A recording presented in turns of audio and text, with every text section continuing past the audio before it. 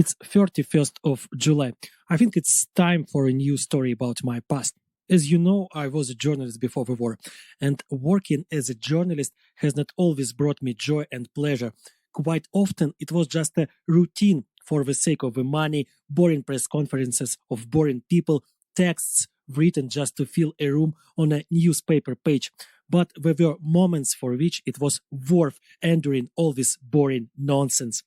I am very interested in non-traditional religions, not new sects that appear in the West almost every day, but in ancient beliefs and cults of the Middle East.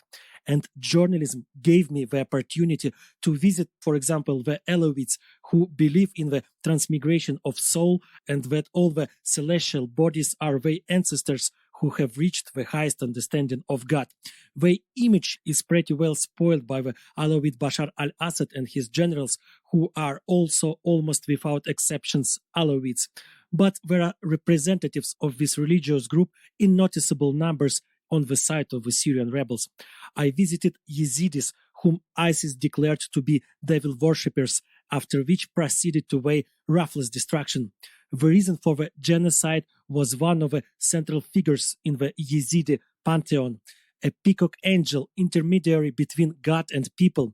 Yazidis believe that this angel refused to bow down to the first man, Adam, and was cast into hell for this. There is a similar story in the Quran. An angel named Iblis, Satan, who became the Lord of Hell, did not want to bow to Adam, but the Yazidi angel was forgiven by God and even elevated to the rank of a main divine messenger. But ISIS ignored this part of the sacred Yazidi story. I have also visited Yarsani people who, like the Alawites, believe in the transmigration of souls, but they are not at all distinguished by militancy and closeness. They honor the Quran and their religious books at the same time. They believe that different people are created by God from different types of clay. So if you are a loser, then maybe the fact is that your ancestor was modeled not from the good yellow clay, but from the bad gray one. Also, Yarsani men are not allowed to shave their mustaches. Touching the upper lip with a razor is a terrible sin. But most of all, I like it the Samaritans. We once mentioned in Jesus' parable of the Good Samaritan. There are only 800 of them on the planet. Half of them live near the sacred Mount Gerizim, near the Palestinian city of Nablus. The Samaritans claim that it was Gerizim which was indicated by God as the place for the construction of the temple to those Israelites whom Moses led out of Egyptian captivity.